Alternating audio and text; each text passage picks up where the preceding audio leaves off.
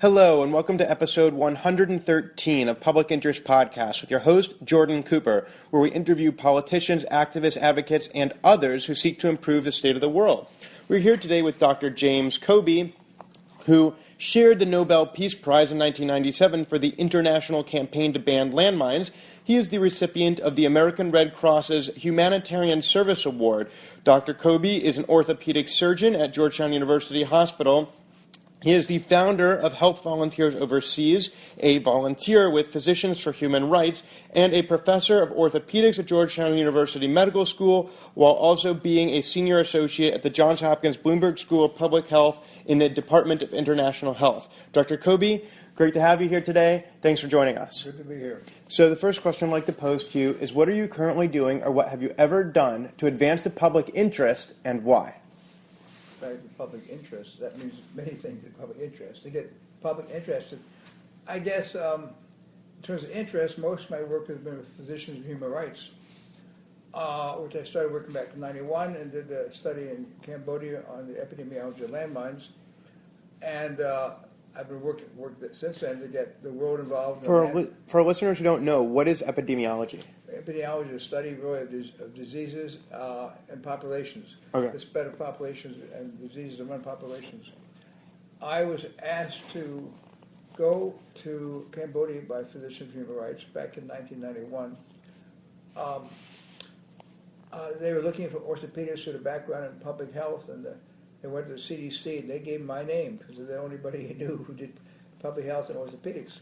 I'd worked with the CDC staff before with the Red Cross. They knew me pretty well. Mm-hmm. So I was asked to go to Cambodia to study landmines. We did a study and came up with 1 out of every 236 people in the country stepped on a landmine. Wow. So that's the most important thing I did in my life, I think, to realize this is a horrible disease of landmines. So you're saying that you were both a medical doctor and a public health professional, and because that was such an unusual combination and a previous affiliation with the CDC approached you and asked you to go to Southeast Asia. Actually, Physicians for Human Rights approached me. They got my name to the CDC. Back in 1979 and 80, I worked with the International Committee of the Red Cross in Cambodia for the refugees coming across from Cambodia into Thailand. So I knew a lot of CDC staff. Mm-hmm. But my work was really directed with the ICRC, the National Committee of the Red Cross, and the American Red Cross. So anyway, the Physicians for Human Rights got my name from them. So it wasn't that you had a previous interest in Cambodia or a previous interest in landmines, it was just that you happened to fit the profile of someone they needed. Well, I had been to Cambodia many times, actually, going back to 1961. I knew the country, and that was just as a tourist. And I had no interest in landmines before, but I saw the problem. And Physicians for Human Rights came to my office, a volunteer from a staff member, PHR, and said, we're going to Cambodia in 2 weeks for a 6-week trip. We've already told your staff, you just tell your wife, because you're going on a forged French passport, because there's no diplomatic relationships back then with Cambodia, the United States. So would you say you broke international law in order to start helping saving people's lives? PHR is good at getting into places other people can't. They had to get me in, and we had no diplomatic relationships. So I went as a French citizen, a French volunteer. I got through. Now you speak French now. Did you speak French at the time? Not as much now, not as then as I do now, because now I've been working in Congo. But I got enough to get through customs and to interview staff at the hospitals. That's what I really needed to get data. Mm-hmm. And the challenge is getting data. Medical records are very poor in most developing countries. But every hospital I've been to in every country, there's always a hospital log that's kept by nurses, and nurses are much better at this than doctors.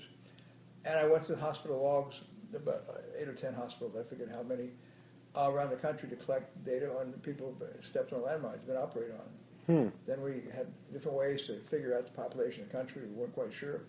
Came up with this figure, 236,000 people. One out of the 236 have stepped on a mine. And it turns out our finding number was about right, because when you start working with prostheses and all that 10 years later, our figures were amazingly accurate. So that started the landmine campaign. It's very important to me. So when someone steps on a landmine, first of all, is it usually the damage is usually done to the legs? One leg, and then is usually destroyed, and the other leg is injured. It can be genitals, or that's the kind you step on. If it's a tripwire type, it bounces up, it can hit your chest, kill you and other people around you. So different kinds. That's a bouncing Betty from Vietnam? That's a term that's used all the time. You also have the small ones that we call that are thrown out, scattable mines, that are shot up in helicopters and drop down, and people step on them. They're small, they look like toys, and kids pick them up and throw them back and forth until one of them goes off in one of their hands and lose their arms. Interesting, and that's and I know that also the international campaign to ban landmines includes a partnership with an organization that deals with cluster bombs. About 8 or 10 years ago, I can't figure the date, we added to it a whole new thing besides mines, cluster bombs. Cluster bomb you shoot out of a helicopter or something to, quote, pacify the land around you before you land. Kill people. That's called pacifying.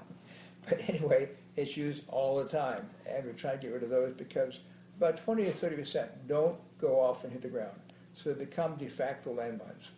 Interesting. And so when, as an orthopedic surgeon, is your primary, I guess, task to amputate a limb that has been mangled by a mine? You would hope to try to save the leg, but often you can't. That's you often have to amputate. But often you can't save it. So your primary task is to try to save the person's life and leg. If it doesn't work, you amputate and you bleed. You may have to operate 3 or 4 or 5 times. These are horrible wounds, much worse than any motorcycle injury seen in this country. Because tissue is destroyed, tissue goes up into the leg, up into the thigh. In fact, as I said, your foot becomes the weapon. I've taken pieces of bones in the foot out of people's eyes because it shoots up in the air. Oh my God. So why would a military want to use this? Is it to kill or to maim? Well, theoretically to maim because you hurt more people. You knock out the victim and you knock out at least 2 or 3 other people to rescue the victim. That's the idea. But it's a defensive. People put them around their sleeping bags or huts at night. We think it's, and most generals who retire, once they retire, they can talk, think it's a very bad weapon. Because most people leave them there. They don't bother to pick them up. I've had soldiers step on their own mines they had laid 2 months before. They don't have good maps in Cambodia and many countries. And they don't remember where they laid them. And they step on their own mines. And they stay on forever and ever and ever. Some expire, but many just stay on for years and years and years. What proportion of mines actually detonate on the military targets they're intended to target versus what proportion of mines are set off by civilians unrelated to the conflict? That's a good question. I can't give you the exact answer. But they stay there forever. We used to say that grandchildren of the people who laid them will step on them. Now, the United States is not a signatory to the international treaty to ban mines. Is that because of the demilitarized zone in the Korean Peninsula? That's the excuse. Technically, all the mines there are under the aegis of the Korean Army. So we could say, we're not involved in them, and just get rid of them. At least Obama said we're not going to manufacture them anymore, or going to stockpile them or reuse our stockpiles. But I'd like to get rid of them, because the object is to stop people coming across the border. If the Koreans want to come across, it's very stiff. All you do is shell the landmine area, which you shells for about half an hour, blows up 80% of them, then you run your troops across. That's been done for years, if you know where the landmines are. We have ways of knowing if people cross the border. Satellites, we know anyone's crossing the border. We know people are. But that's our excuse. What's the real reason? Well, a lot of the reason is that many soldiers, generals, don't like civilians telling them what to do. I have to admit, Harding, one of the good things he did was stop the use of poison gas. Who? Harding? President Harding? President Harding. Over the objections of the joint the joint command of the Army and Navy and Air Force. So did the United States military use any poison gas in World War II after President Harding? No, not that I know of. Never. We had the repositories out in Colorado, which we've been destroying for years. They're hard to get rid of. They're awfully hard to get rid of because your smoke is bad itself. But we had big caches of it, but we haven't used them. Interesting. So after World War I, we abolished the use of chemical weapons. Now, for instance, there's something in the news which is that President Trump wants to build a wall along the border between Mexico and the United States to prevent people from coming across. Why not use landmines? And the reason I ask that question is because obviously some people have, for instance, in Korea, chosen to use landmines instead of a wall. Well, he could, and boy, would we go after him. The whole world's going after him right now on almost everything he says. Yeah. But we go after him harder, as we all probably will, because he wants to start talking about even torture again. Mm-hmm. Of course, that's illegal by Geneva Conventions. I don't think he's ever read the Geneva Conventions. Well, without going into details about him, let's keep on this topic. So you've been involved. So you were involved in Cambodia. Walk us through what exactly happened with your work there and how you evolved to your roles with so many other different organizations. Well, first of all, on that effort, my big effort there was to get the world involved. We went back to the National Committee of the Red Cross. I've known the staff there for years. The Red Cross initially said that we can't get involved in this weapons situation.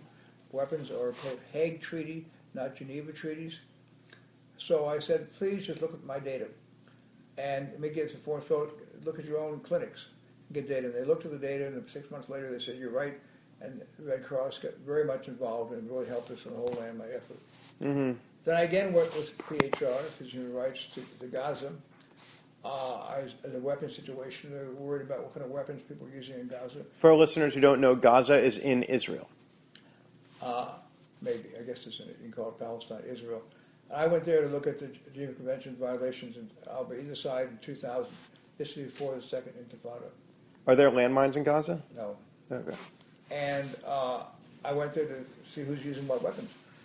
And went there, and also the West Bank, Ramallah, and other cities to get data. And I saw a lot of people shot at by, basically I saw ambulances with holes in them, Palestinian ambulances shot at by 50 caliber machine guns from the Israeli aircraft. That's illegal to shoot ambulances. So I got a lot of data, and that was a trip. I had a Jewish-speaking physician and an Arabic-speaking physician with me. We got a lot of data in about 4 or 5 weeks, and reported it, and that effort started the Mitchell Commission. Got Mitchell very much involved in the whole issue. And the Mitchell Commission is named after a U.S. senator named last name is Mitchell? Right. And he was a great guy. He went over to do the effort to get out of the Obama administration. For a lot of reasons, he couldn't get anything done, mainly because Dennis Ross went behind his back. But anyway, besides that, other thing, those are advocacy things. Stop landmines and to get peace in Israel and Gaza, because Gaza is basically an open air prison. But I then started health volunteers overseas back in 2003 or 4. When I came back from working with the Red Cross back in 1979 or 80, I gave many talks about appropriate and inappropriate results, response to disasters. Mm-hmm. And people grabbed a hold of me, can you help us get going again? There was something called Orthopedics overseas that had been run with CARE, and CARE Medico. And after 1978, the Alma Ata Conference, WHO decided all efforts should go to primary health care, health for all by 2000. So CARE Medico dropped this Orthopedics overseas, which sent doctors abroad teaching, and it's dropped in my lap. Somebody heard me give a talk and could help them out. Suddenly, Orthopedics overseas ran out of my office. Then I got a staff, and I expanded to health volunteers overseas. Now we send 400 or 500 physicians, nurses, dentists, pharmacists abroad teaching. So just to clarify, you said that the United Nations has a Millennial Development Goal of getting more primary care around the world, so they defunded specialty physicians? This is before that, 1978. Or 1978. This is not recent. And that's when they started Health for All by 2000. And that was the United Nations? Right, WHO. Oh, the World Health Organization. This is all before the Millennium Development Goals and the same. It was all before that. So a result of the healthcare for all was that basically a greater emphasis was placed on primary care at the expense of specialty care, which led to you creating a specialty care nonprofit organization that would allow specialists like orthopedists to continue going around the world and doing good work. Right, and we've done more since then. We also, in the last 2 years, started something called the G. This is separate. I started with people from Hopkins, surgeons there initially. Now it's very international, the G4 Alliance for Surgery, Obstetrics, Trauma, and Anesthesia. since more people die from lack of surgery than HIV, malaria, and TB combined. More people die from lack of surgery than malaria. I'm saying malaria, TB, and HIV combined. And HIV combined. So more people are dying from a lack of surgery than from AIDS, than from tuberculosis, and from malaria, which are huge killers around the world. More people die from lack of surgery than from those three diseases combined. Absolutely. About 250,000 women die in Africa every year of obstructive labor or bleeding. Just that. But all And if they had access to a first world OBGYN... Not the first world, simple what we call district level health care. 5 billion out of 7 billion people in the world do not have access to safe, affordable surgery. So we work together with the World Health Organization, and they have a section under WHO called the GIS, the Global Initiative for Emergency and Essential Surgical Care, to try to get this back on the agenda. And back in May 2015, after a lot of work, the World Health Assembly passed a new statement that surgery is part of universal health care. This reverses the 1978 position, basically. So surgery is now on the agenda for the world. So surgery is on the agenda. Okay. And so you've been... So the thing that I want to get across to our listeners here, how much money were you paid as a volunteer for Physicians for Human Rights? Nothing. And how much have you been paid to go to Cambodia and try to advocate, and go to West Gaza to advocate for the removal, for human rights and the removal of landmines? They paid my airfare. So you're an orthopedic surgeon. We're sitting in a very nice home of yours in Northwest Washington, D.C., and so I just want to get this across. How is it that you were able to fund your own lifestyle, given that what you're really known for is work that you have not been remunerated for? You work hard when you're home.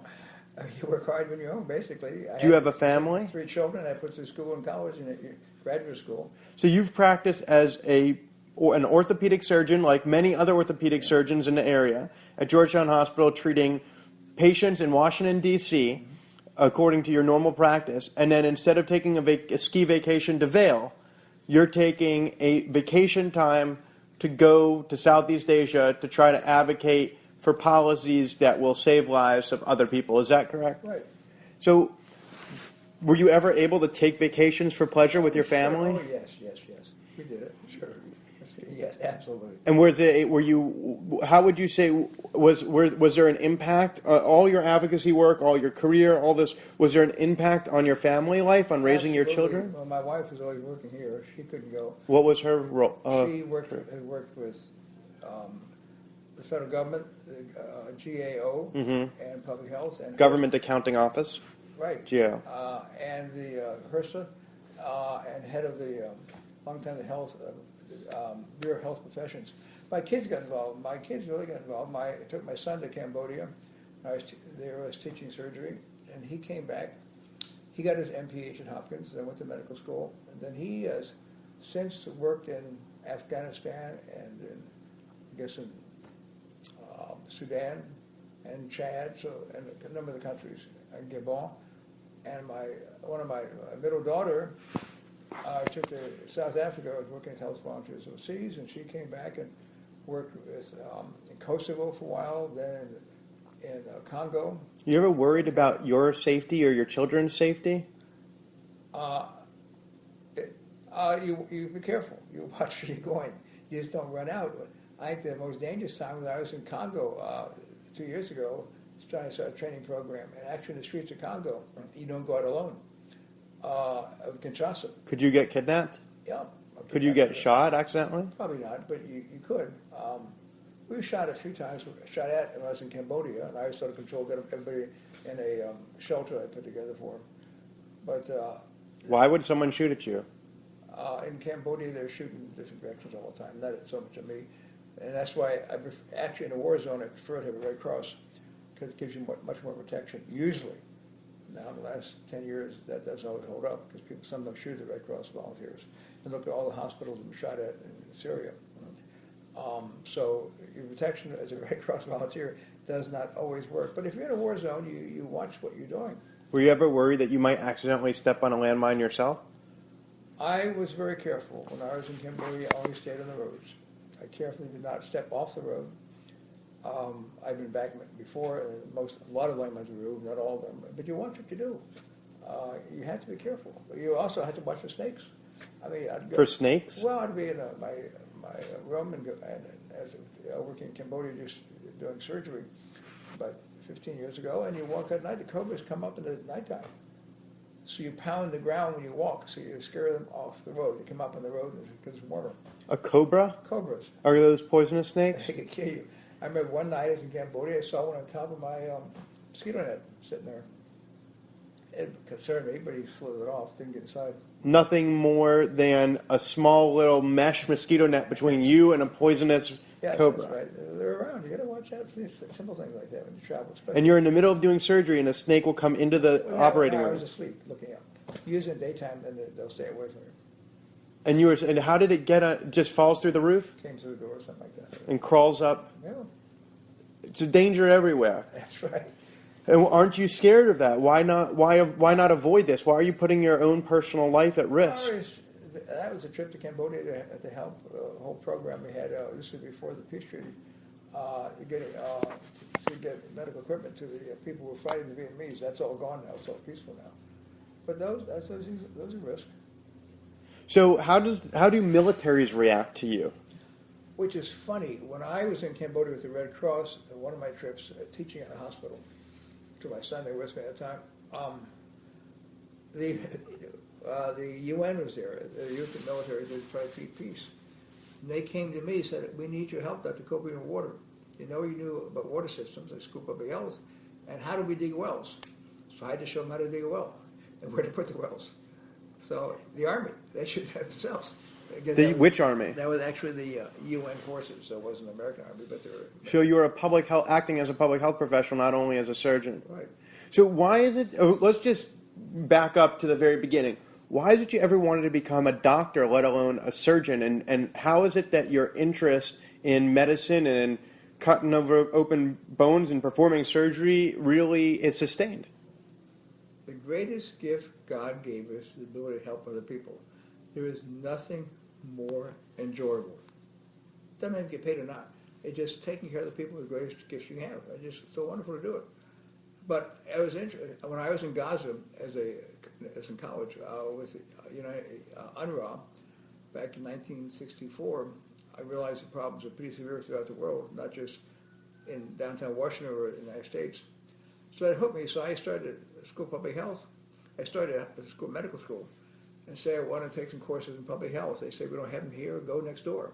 So I went next door, and this young Dean Tim Baker was a young dean back then, taught me into first time to get both degrees, MD and PhD at one time. Can't do it anymore, but did back then. So at that medical school, I spent a summer doing research in Nigeria, a summer doing family practice in Haiti, and then got my MPH and MD. Of interest, though, I had trouble getting an orthopedic residency. My father's chief of orthopedics at Georgetown. I thought it'd be straightforward. I've been doing orthopedics since I was a teenager. But a lot of doctors, people I interviewed at Cornell and Columbia, called my father and said, "We don't think your son's going to be a real surgeon. He wants to talk about public health all the time." That's a big change now. Now the chief of orthopedics and chief of surgery at Hopkins are enthusiastic to do international programs. I help them start them. Total change of the concept. But back then, I was an oddball. Interesting. So it was a black mark on your name that you wanted to do public health and help other people. And now let's talk about the business side of it. So interesting. Your father was an orthopedic surgeon at Georgetown. You are now an orthopedic surgeon at Georgetown. You've done surgeries there, but you've also spent a lot of time in other parts of the world. Has it hurt the hospital to have you have attending privileges there because you're not there all the time? Oh, I'm a lot. When I retired, because I do a lot of work at Washington Hospital Center, they said I just one person, of many orthopedics on the staff, they dropped about 20% of their business because I was one of the busiest guys there. Really? So you drove revenue. You actually made a good financial model. You were a good business decision for Washington Hospital Center and Georgetown University Medical School and Hospital Center. And despite you bringing all that money in, you were still able to do the public health. Would you say that any of I'm not sure if we can call it fame, but all of the publicity that you've gotten because of your good philanthropic work would you say that has helped the businesses of Georgetown and Washington Hospital Center? I don't think so. I don't think so. They might. Because again, I didn't get the Nobel Prize. I shared the Nobel Prize with many people. Hospital Center made a big thing out of that for a while, but I don't think it had much effect. I just, in practice, I took care of everybody who could pay or not, and I never turned anybody away based on insurance or no insurance. So you saw a similar amount of patients as other orthopedic surgeons who didn't do all this volunteer work? I was very busy. I was swamped. And I used to say I only operate, I see patients 3 days a week, operate 3 days a week, and then every night. Every night. You worked 7 days a week? Oh, 6 or 7 days, about 80, 90 hours a week. For years? Yeah. Interesting. And yet, where did you find the energy and the wherewithal to muster up your spirit and say, look, I've put in 90 hours a week for 6 months or a year in the hospital. Now what I'd like to do is more surgery, but now I'd like to do it in a jungle with a viper over my head. Energy came from my mother, father, and my wife. Anyway. So, I mean, okay, so, and then let's just talk briefly about the international campaign to ban landmines. Is it not correct that under the Obama administration, you had at one point as many as 62 votes in the United States Senate to ban landmines, which is a supermajority which could block a filibuster, and yet for some reason the Obama administration did not sign on to that treaty. Can you explain that situation? One of the big issues was we thought between his first 2 years, second years, when his first 2 years he still had a majority, he'd do it. But he also was negotiating treaties with Russia and was working on a budget. And he only spent so much of his capital to get that book done. I remember that. Now, when you say capital, do you mean money or political capital? Political capital. I had lobbied at the Pentagon, and interesting, a number of the associate secretaries of defense were human rights lawyers. I was very impressed, and we thought we could make it. But he was stuck. He could only get so many things done to get through that break between. So Obama would have liked to have done it. I think so. But he didn't have the ability to do that, and health care, and the affordable, and the American Recovery and Reinvestment Act, and the bailout of the auto industry and the finance. Yes. So you're saying a president has so many priorities that you just have to choose certain things, and he didn't choose. We thought it'd make it because that was our last chance. Because we did not want to put the treaty in front of the Senate unless we had the votes. But you had the votes in the Senate. We had it then for about a month or 2 or 3. We thought we could get it. Then we couldn't. We all lobbied hard. And the State Department staff was all behind us. What's the argument against this? Who are your opponents? What were they saying? Well, they're all saying the same thing. Oh, you got to protect Korea and protect people and do anything to protect it. I've heard people say, when my son's in the Army, I want landmines around to protect him. I mean, people always, we know that doesn't hold up. But that's everybody's reason. We want to do everything to protect my son. He's in the military. Does the United States use cluster bombs or any sort of things that can become landmines to this day? They claim to stop using cluster bombs. They sure stopped. They gave them to Israel. And Israel assaulted southern Lebanon with them. And not against our you cannot do that. But how recently? Back when they, I guess about 6 or 8 years ago, 9 years ago, they assaulted them. And you're supposed to, when you hit the button, you're supposed to hit GPS at the same time so you know where they are so people can go clean them up. Mm-hmm. Well, it didn't happen. Israel left them there for a reason. All right. Well, so as we near the end of this podcast, actually, before we go to the end of the podcast, I'd like to ask another question, which is, can you talk for a minute about what it was like to receive, as one of many, the Nobel Peace Prize? What did that mean to you? What responsibility does that present to you? Did that change your life in any way? What did it mean to go there? Well, it was very nice going to Oslo. People didn't realize Peace Prize in Oslo, all the other ones to Stockholm. Mm-hmm. And that's always given the day of his death. It was surprised because I was on my way to the hospital, and I almost drove off the road, and it was announced at 7 o'clock in the morning that the ICBL campaign had gotten the Peace Prize. Gee, I was one of the whole group of people, but almost true. And then PHR asked me to go and represent them in the procedure. I didn't give a speech or anything. But you were driving on the road when you got the phone call? I didn't get a phone call. I heard it on the radio. You heard it on the radio? Yeah, I didn't get a phone call. Again, the people got it. Two people, Jody Williams, who coordinated. There's two people, Jody Williams, and the other person was the whole ICBO. So it took for a while for the NGOs. The whole campaign of Landmine started with 5 NGOs. PHR is one of them. But by the time that happened, there were about 30 or 40 NGOs involved. So we had to figure who was going to Oslo, political thing. And who got the medal? Well, the medal we gave, one went to Jody Williams, it struck 2, and one we gave to a man who lost his legs in Cambodia, a very strong advocate. Gave it to him. Huh. Interesting. And the money was half went to Jody Williams, and half was started an account we kept in Lyon, France, to use for community advocacy advancement of landmines. You said in France? Yeah. Why in France? Why in France? They don't make it all American United States. They what? Well, in fact, we didn't have it. ICBL was not a corporate NGO in the United States. We wanted 501c3 back then.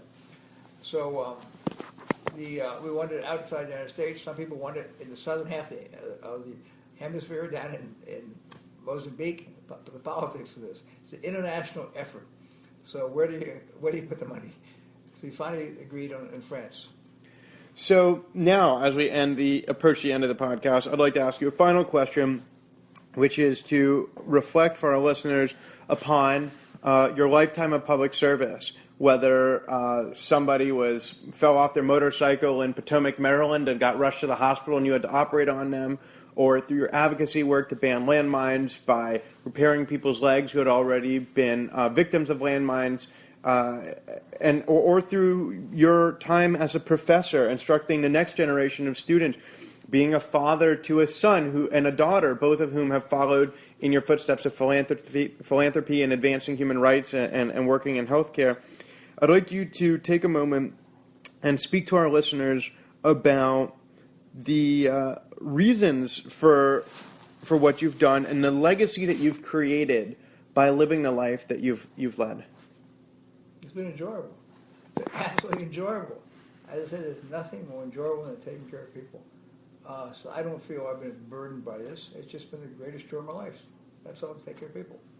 And that's been Dr. James Cobey, who shared a Nobel Peace Prize in '97 for the international campaign to ban landmines, recipient of the American Red Cross Humanitarian Service Award, an orthopedic surgeon, founder of the Health Volunteers Overseas, volunteer for Physician for Human Rights, whom he represented to receive the Nobel Peace Prize, professor of orthopedics at Georgetown University Medical School, and senior associate in the Department of International Health at Johns Hopkins Bloomberg School of Public Health.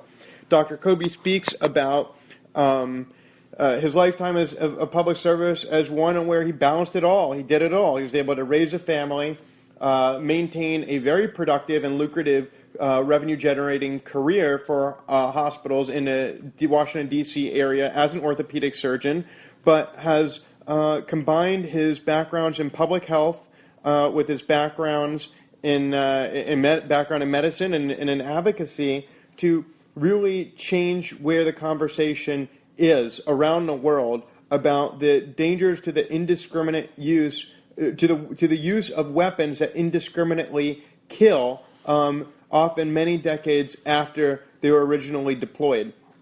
Dr. Cobey is someone who takes great pleasure in his work and has done whatever he has been able to do because he's enjoyed it and he's been able to see a lot of the world and make a great deal of change. So, Dr. Cobey, thank you so much for joining us today. Thank you. And this has been episode 113 of Public Interest Podcast with your host, Jordan Cooper, where we interview politicians, activists, advocates, and others who seek to improve the state of the world. Remember to listen to us at publicinterestpodcast.com.